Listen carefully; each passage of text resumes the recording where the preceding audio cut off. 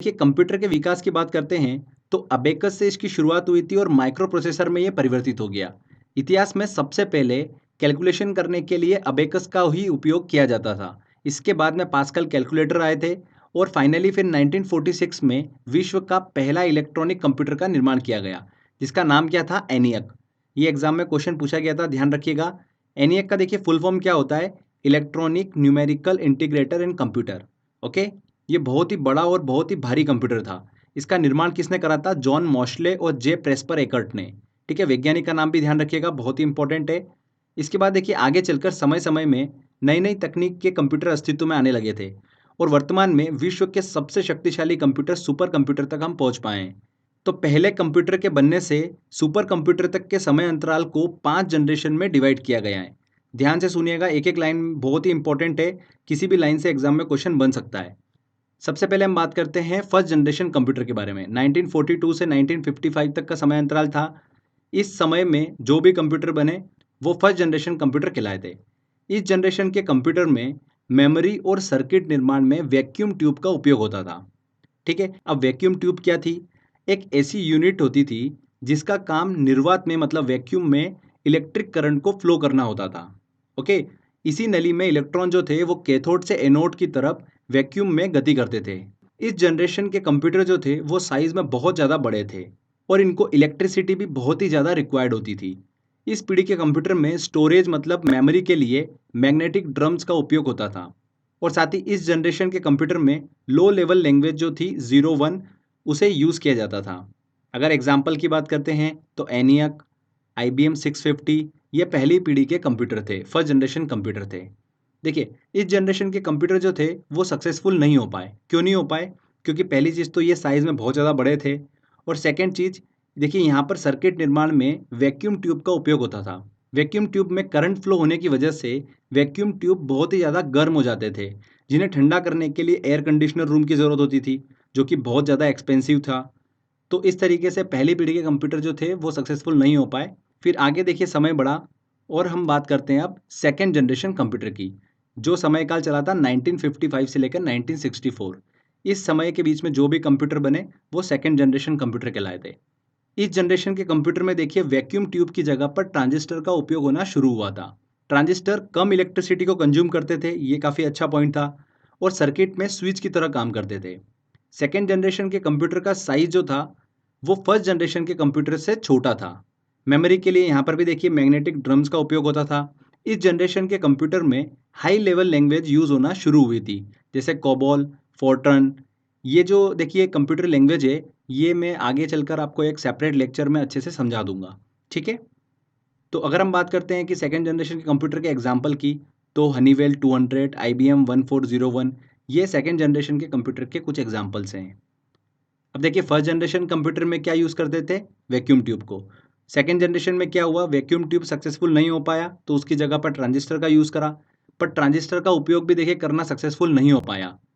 Transistor के उपयोग से भी एनर्जी जो थी वो उत्पन्न होना कम नहीं हुई थी, इसलिए सेकेंड जनरेशन के कंप्यूटर भी ज़्यादा सक्सेसफुल नहीं हो पाए। आगे देखिए हम बात करते हैं अब थर्ड जनरेशन कंप्यूटर की।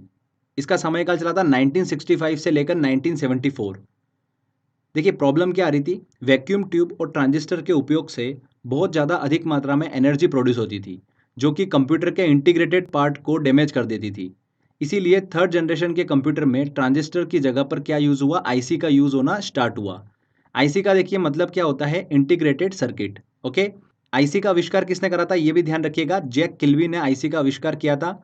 इसकी मदद से कंप्यूटर के मैक्सिमम पार्ट को एक चिप पर इंटीग्रेट किया गया था, जिसके कारण कंप्यूटर जो थे वो तेज वर्किंग वाले बनने लगे थे।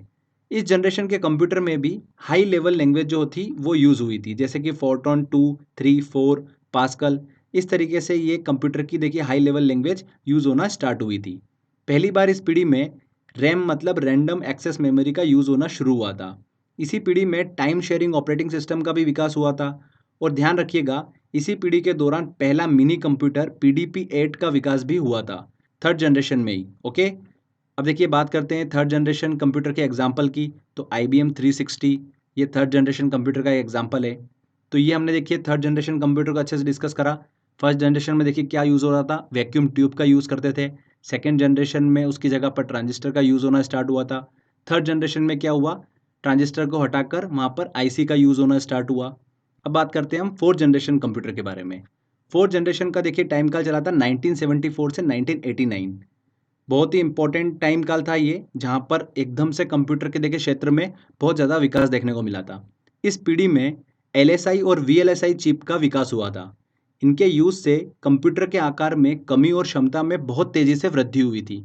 एलएसआई वीएलएसआई क्या है, चलिए इसको समझते हैं। एलएसआई का फुल फॉर्म होता है लार्ज स्केल इंटीग्रेशन, और वीएलएसआई का देखिए फुल फॉर्म क्या होता है, वेरी लार्ज स्केल इंटीग्रेशन। तो एलएसआई और वीएलएसआई चिप में लाखों कंपोनेंट्स को इंटीग्रेट किया गया था।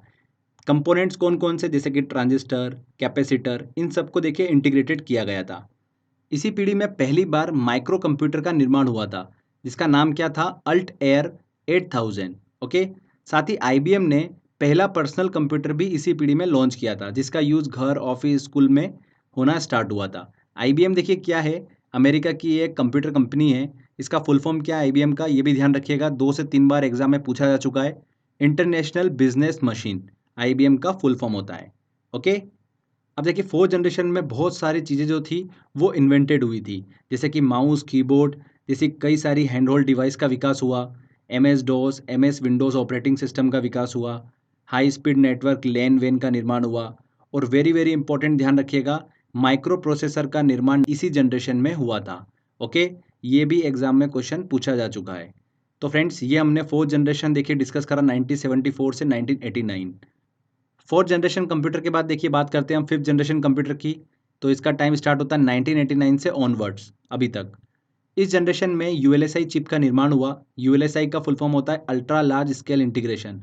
इसका फुल फॉर्म ध्यान रखिएगा। इस चिप पर करोड़ों इलेक्ट्रिक कंपोनेंट को इंटीग्रेट किया गया, जिसकी हेल्प से करोड़ों कैलकुलेशन जो है वो इजीली पॉसिबल हो पाए हैं। स्टोरेज के लिए देखिए यहाँ पर कॉम्पैक्ट डिस्क का विकास हुआ। साथ ही इंटरनेट, ईमेल, डब्ल्यूडब्ल्यू का भी विकास इसी जनरेशन के दौरान देखने को मिला। फिफ्थ जनरेशन कंप्यूटर के एग्जाम्पल की बात करते हैं तो IBM notebook, super computer fifth generation computer के कुछ एग्जाम्पल्स हैं। इसके बाद भी देखिए कंप्यूटर के क्षेत्र में विकास जो है कंटिन्यूसली चल रहा है। अभी भी आने वाले कंप्यूटर्स में आर्टिफिशियल इंटेलिजेंस डालने का प्रयास चल रहा है। इसमें क्या होगा, देखिए कंप्यूटर जो है वो खुद सिचुएशन के हिसाब से डिसीजन ले सके। तो ऐसे कंप्यूटर पे भी काम जो है कंटिन्यूसली चल रहा है। तो ये हमने देखिए यहाँ पर कंप्यूटर की जनरेशन को अच्छे से डिस्कस करा। जितना मैंने आपको बताया, अच्छे से आपके दिमाग में ये सारी चीज़ें सेट हो जाना चाहिए। ठीक है, क्वेश्चन जो है एग्जाम में आपको इन्हीं पॉइंट्स में से देखने को मिलेगा। तो जनरेशन देखिए डिस्कस कर लिया हमने। इसके बाद देखिए हम बात करते हैं अब कंप्यूटर के क्लासिफिकेशन की। तो कंप्यूटर को दो प्रकार से क्लासिफाई किया जाता है, एक कार्यप्रणाली के हिसाब से और एक आकार के हिसाब से, उसके साइज के हिसाब से। ठीक है। तो मैकेनिज्म, कार्यप्रणाली के आधार पर कंप्यूटर जो होते हैं वो 3 प्रकार के होते हैं, एनालॉग कंप्यूटर, डिजिटल कंप्यूटर और हाइब्रिड कंप्यूटर।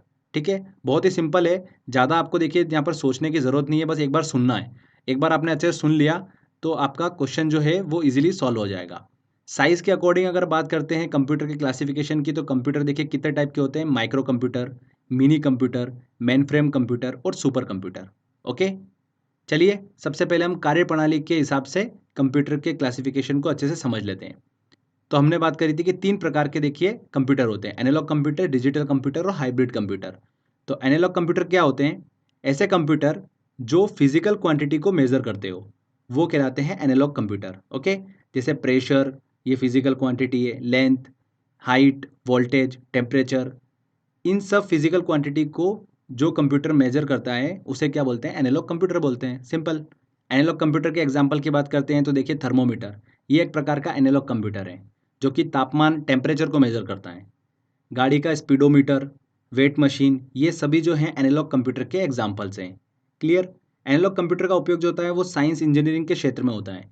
एनालॉग कंप्यूटर को किसी भी प्रकार की स्टोरेज की ज़रूरत नहीं होती है। आगे देखिए अब हम बात करते हैं डिजिटल कंप्यूटर के बारे में। तो डिजिटल में देखिए वर्ड आता है डिजिट, जिसका मतलब क्या होता है, अंक। तो डिजिटल कंप्यूटर्स न्यूमेरिक डेटा को प्रोसेस करता है, साथ ही नॉन न्यूमेरिक डेटा को भी डिजिटल कंप्यूटर प्रोसेस करता है। डिजिटल कंप्यूटर जो होता है वो अर्थमेटिक ऑपरेशन परफॉर्म करता है, जैसे प्लस, माइनस, मल्टीप्लिकेशन, ये सारे ऑपरेशन जो होता है वो परफॉर्म करता है। क्लियर। इसके एग्जाम्पल की बात करते हैं तो कैलकुलेटर, डिजिटल वॉच, ये सभी डिजिटल कंप्यूटर के एग्जाम्पल्स हैं। अब देखिए कंप्यूटर जो होते हैं वो क्या करते हैं, बाइनरी सिस्टम का यूज़ करते हैं, मतलब 0 1 पर वो काम करते हैं। जो भी शब्द या अक्षर हम कंप्यूटर को इनपुट के फॉर्म में देते हैं, कंप्यूटर क्या करता है उसको बाइनरी नंबर में कन्वर्ट कर लेता है, 0 1 में कन्वर्ट कर लेता है और प्रोसेस करता है। तो ये हम देखिए पहले वाले लेक्चर में अच्छे से डिस्कस कर चुके हैं, जिसमें मैंने आपको पूरा डिटेल में समझाया था। अब देखिए अगर प्रेजेंट टाइम की बात करते हैं तो डिजिटल कंप्यूटर जो हैं वो ज़्यादा यूज़ होते हैं। एंटरटेनमेंट में, बैंकिंग में, बिजनेस में डिजिटल कंप्यूटर का बहुत ज़्यादा यूज़ होता है। इसके बाद देखिए बात करते हैं हम हाइब्रिड कंप्यूटर के बारे में। हाइब्रिड कंप्यूटर का मतलब क्या होता है? एनालॉग और डिजिटल दोनों का कॉम्बिनेशन। हाइब्रिड कंप्यूटर मेजर भी करता है और कैलकुलेशन भी करता है। फिजिकल क्वांटिटी को मेजर भी करना और कैलकुलेशन भी करना, कैलकुलेशन वाले टास्क भी परफॉर्म करना, दोनों काम करता है ये हाइब्रिड कंप्यूटर। देखिए हाइब्रिड कंप्यूटर का सबसे अच्छा एग्जांपल मैं आपको बताता हूँ, पेट्रोल पंप की मशीन। जब भी आप पेट्रोल पंप पे देखिए पेट्रोल डलाने जाते हैं तो वहाँ पर मशीन जो होती है वो पेट्रोल को लीटर में मेज़र करती हैं और साथ ही जो भी उसने लीटर में मेज़र करा है, ठीक है, उस क्वांटिटी को प्राइस में भी कन्वर्ट कर देती हैं। दोनों चीज़ हमको वहाँ पर शो होती हैं। इतना लीटर पेट्रोल डला है, उसका प्राइस इतना हो गया है। तो पेट्रोल पंप की मशीन जो होती है वो एक हाइब्रिड कंप्यूटर का सबसे अच्छा एग्जाम्पल है। क्लियर? इसके अलावा देखिए चिकित्सा, डिफेंस और रेडार सिस्टम में भी हाइब्रिड कंप्यूटर का उपयोग किया जाता है। तो फ्रेंड्स देखिए ये मैकेनिज्म के अकॉर्डिंग हमने कंप्यूटर के क्लासिफिकेशन को अच्छे से समझा। एनालॉग कंप्यूटर, डिजिटल कंप्यूटर और हाइब्रिड कंप्यूटर। अब हम बात करते हैं साइज़ के अकॉर्डिंग कंप्यूटर के क्लासिफिकेशन की। तो जब से कंप्यूटर का आविष्कार हुआ है तब से इनके साइज़ में कंटिन्यूसली बदलाव देखने को मिला है। तो चलिए सभी प्रकार को हम अच्छे से डिस्कस करते हैं। इसमें देखिए पहला आता है हमारा माइक्रो कंप्यूटर। 1970 में इसका आविष्कार हुआ था। माइक्रो कंप्यूटर आकार में छोटे होते हैं। हम सभी वर्तमान में जो भी कंप्यूटर यूज़ करते हैं वो माइक्रो कंप्यूटर ही होते हैं, जिन्हें पर्सनल कंप्यूटर के नाम से भी जाना जाता है। इसकी कैटेगरी में देखिए डेस्कटॉप, लैपटॉप, टैबलेट, पीसी ये सभी आते हैं।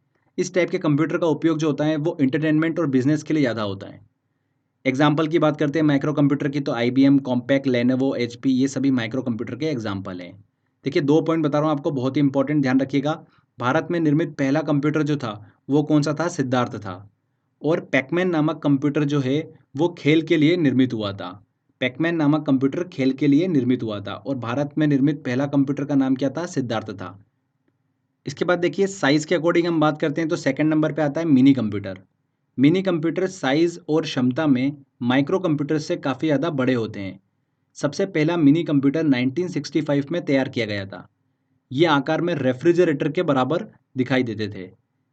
माइक्रो कंप्यूटर में देखिए क्या होता है, एक सीपीयू होता है, जबकि मिनी कंप्यूटर में एक से ज़्यादा सीपीयू होते हैं और एक से ज़्यादा व्यक्ति जो है यहाँ पर काम कर सकते हैं। मतलब multi processing, multi user computer होता है mini computer. Okay.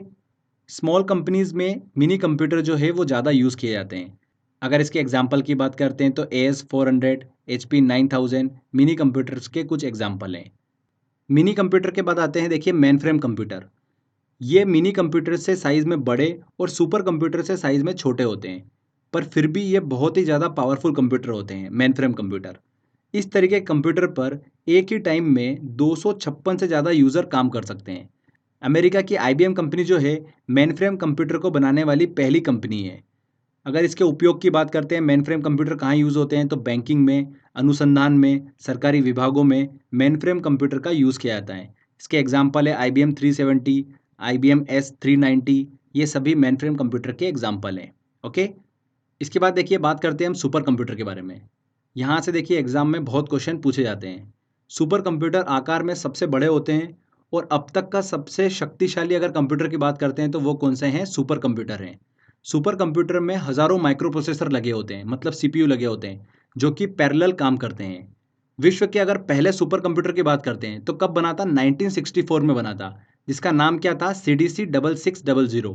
Very very important है, ध्यान रखिएगा। 1964 में बना था विश्व का पहला सुपर कंप्यूटर। इसका नाम क्या था? CDC 6600। अगर बात करते हैं कि विश्व का सबसे सफल सुपर कंप्यूटर कब बना था तो 1976 में बना था, जिसका नाम क्या था? क्रे 1। एक और चीज एग्जाम में पूछ लेते हैं, देखिए कि भारत का पहला सुपर कंप्यूटर का नाम क्या है और किसने बनाया था और कब बना था। तो ध्यान रखिएगा, भारत का पहला सुपर कंप्यूटर का नाम है परम 8000, जिसे बनाया गया था सीडेक द्वारा 1991 में। क्लियर? सुपर कंप्यूटर की देखिए खास बात क्या होती है कि यहाँ पर कई सारे व्यक्ति जो है एट ए टाइम काम कर सकते हैं और काम को छोटे छोटे देखिए हिस्सों में डिवाइड किया जा सकता है। तो इसीलिए सुपर कंप्यूटर जो है वो सबसे ज़्यादा पावरफुल होते हैं। अगर इनके यूजेस की बात करते हैं तो एनिमेटेड ग्राफिक्स में, मौसम की भविष्यवाणी में, अंतरिक्ष यात्रा के एग्जीक्यूशन में सुपर कंप्यूटर का यूज़ किया जाता है। तो देखिए फ्रेंड्स, ये साइज़ के अकॉर्डिंग हमने कंप्यूटर के क्लासिफिकेशन को अच्छे से डिस्कस करा। इसमें हमने देखिए micro computer, mini computer, mainframe computer और सुपर कंप्यूटर को अच्छे से समझा है, ठीक है। जितना मैंने आपको पॉइंट्स बताए बस उतना ही आपको दिमाग में रखना है। इन्हीं में से आपको क्वेश्चन जो है एग्जाम में देखने को मिल जाएगा। तो फ्रेंड्स देखिए, यहाँ पर हमने जनरेशन को अच्छे से सबसे पहले डिस्कस करा, उसके बाद में कंप्यूटर के क्लासिफिकेशन को भी हमने अच्छे से समझ लिया है। अब बारी है दोस्तों टेस्ट लगाने की। मैंने कुछ इंपॉर्टेंट क्वेश्चंस निकाले हैं, तो अगर आपने लेक्चर को ध्यान से सुना होगा तो आप ये सारे क्वेश्चन जो हैं बड़ी इजीली सॉल्व कर पाएंगे। चलिए टेस्ट की ओर चलते हैं। देखिए पहला क्वेश्चन है, प्रथम गणना यंत्र कैलकुलेटिंग डिवाइस है। पहली कैलकुलेटिंग डिवाइस कौन सी थी? अबेकस। पैकमैन नामक प्रसिद्ध कंप्यूटर किस क्षेत्र के लिए बनाया गया था? किस क्षेत्र के लिए बनाया गया था? खेल क्षेत्र के लिए। निम्नलिखित में से कौन सा सबसे बड़ा, सबसे तेज और सबसे महंगा कंप्यूटर है? देखिए सबसे तेज कंप्यूटर कौन सा होता है? Super computer. बी आंसर यहाँ पर सही होगा। नेक्स्ट क्वेश्चन लेते हैं। क्वेश्चन है, क्रे क्या है? तो देखिए हमने डिस्कस करा था, क्रे 1 जो है वो 1976 में बना सबसे सफल सुपर कंप्यूटर है। तो क्रे क्या है? सुपर कंप्यूटर है। D answer. निम्नलिखित में से कंप्यूटर का जनक किसे कहा जाता है? कंप्यूटर का जनक किसे कहा जाता है? चार्ल्स बेबेज को। भारत में निर्मित प्रथम कंप्यूटर का क्या नाम था? देखिए भारत में निर्मित पहला कंप्यूटर जो था उसका नाम क्या था? सिद्धार्थ था। और भारत में निर्मित पहले सुपर कंप्यूटर का क्या नाम था? परम 8000। दोनों चीजें ध्यान रखिएगा। चलिए अगला क्वेश्चन लेते हैं। भारत में निर्मित परम कंप्यूटर किस प्रकार का कंप्यूटर है? परम कंप्यूटर जो है एक प्रकार का सुपर कंप्यूटर है। माइक्रो प्रोसेसर किस पीढ़ी का कंप्यूटर है? माइक्रो प्रोसेसर का निर्माण कब हुआ था? 1971 में। फोर्थ जनरेशन में देखिए माइक्रो प्रोसेसर का निर्माण हुआ था। तो यहाँ पर डी आंसर। प्रथम पीढ़ी के कंप्यूटर में दोष था। देखिए फर्स्ट जनरेशन के कंप्यूटर का क्या दोष था? एक तो साइज में काफ़ी बड़े थे, और सेकंड ऊष्मा मतलब एनर्जी की उत्पत्ति जो थी वो बहुत ज़्यादा होती थी, क्योंकि यहाँ पर वैक्यूम ट्यूब्स का यूज़ होता था। तो देखिए ऑप्शन छोटा आकार, बड़ा आकार, ऊष्मा की उत्पत्ति नहीं होना, ऊष्मा की उत्पत्ति तो बहुत ज़्यादा होती थी, तो ये तो गलत हो गया। डी वाला ऑप्शन हो नहीं सकता है। तो यहाँ पर देखिए सिर्फ बी वाला आंसर सही होगा। चलिए अगला क्वेश्चन लेते हैं। प्रथम पीढ़ी के कंप्यूटर में मेन इलेक्ट्रॉनिक पार्ट थे। देखिए कौन से इलेक्ट्रॉनिक पार्ट थे? ट्रांजिस्टर। ट्रांजिस्टर का यूज़ कब हुआ था? सेकंड जनरेशन में, तो ये तो नहीं हो सकता। वीएलएसआई का देखिए यहाँ पर फोर्थ जनरेशन में यूज़ हुआ था। वैक्यूम ट्यूब, वैक्यूम ट्यूब का देखिए उपयोग हुआ था फर्स्ट जनरेशन कंप्यूटर में। तो सी आंसर सही होगा। निम्नलिखित में से किसे कंप्यूटर का पितामह कहा जाता है? किसे कहा जाता है? चार्ल्स बेबेज को कंप्यूटर का पितामह कहा जाता है। इंटीग्रेटेड सर्किट चिप आईसी का विकास किसने किया था? वेरी इंपॉर्टेंट क्वेश्चन है ये। किसने करा था? जे.एस. किल्बी ने। C answer. भारत में विकसित परम सुपर कंप्यूटर का विकास किस संस्था ने किया? देखिए परम सुपर कंप्यूटर जो है उसका विकास किसने करा था? सीडेक ने करा था 1991 में। इंटीग्रेटेड सर्किट आईसी के आविष्कार से किस पीढ़ी का जन्म हुआ था? देखिए आईसी के आविष्कार से तीसरी पीढ़ी जो थी वो स्टार्ट हुई थी, थर्ड जनरेशन स्टार्ट हो गई थी। C answer. Super computer dash mainframe computer से आकार और प्रोसेसिंग क्षमता में छोटे होते हैं। गलत। अधिकांश घरों में आम है। सुपर कंप्यूटर में हजारों माइक्रो प्रोसेसर होते हैं। बिल्कुल, ये वाला पॉइंट बिल्कुल सही है। सी आंसर यहाँ पर सही होगा। बहुत सारे यहाँ पर सीपीयू लगे होते हैं जो कि पैरेलली वर्क करते हैं सुपर कंप्यूटर में। ठीक है, चलिए अगला क्वेश्चन लेते हैं। निम्न में से सबसे तेज कौन सा है? सीडी रोम, रैम, रजिस्टर्स या कैच? देखिए पहला वाला लेक्चर आपने देखा होगा, तो उसमें मैंने आपको बताया था तीनों जो है वो मेमोरी टाइप है, और सबसे देखिए फास्ट मेमोरी जो होती है वो कौन सी होती है? रजिस्टर। रजिस्टर मेमोरी सबसे तेज होती है। C answer. किसने सबसे पहला इलेक्ट्रॉनिक कंप्यूटर एनियक को बनाया था? एनियक को किसने बनाया था? प्रेस्पर एकर्ट और जॉन मॉशले ने 1946 में। C answer. इनमें से कौन सी कंप्यूटर की पहली पीढ़ी है? देखिए एनियक, यहाँ पर ए आंसर सही होगा। ठीक है ना। चलिए अगला क्वेश्चन लेते हैं। डिजिटल कंप्यूटर द्वारा डेटा और प्रोग्राम को एनकोड करने के लिए किस सिस्टम का उपयोग किया जाता है? देखिए डिजिटल कंप्यूटर जो है वो डेटा को प्रोसेस करने के लिए किस सिस्टम का यूज़ करते हैं? बाइनरी सिस्टम का यूज़ करते हैं। 0 1 के फॉर्म में ही वो समझ सकते हैं, ये मैंने आपको बताया था। ठीक है ना। तो यहाँ पर बी आंसर बिल्कुल सही होगा। एसएससी देखिए 2017 का क्वेश्चन है ये। विश्व के पहले सुपर कंप्यूटर का क्या नाम है? पहले सुपर कंप्यूटर का क्या नाम है? CDC 6600। ए आंसर यहाँ पर सही होगा।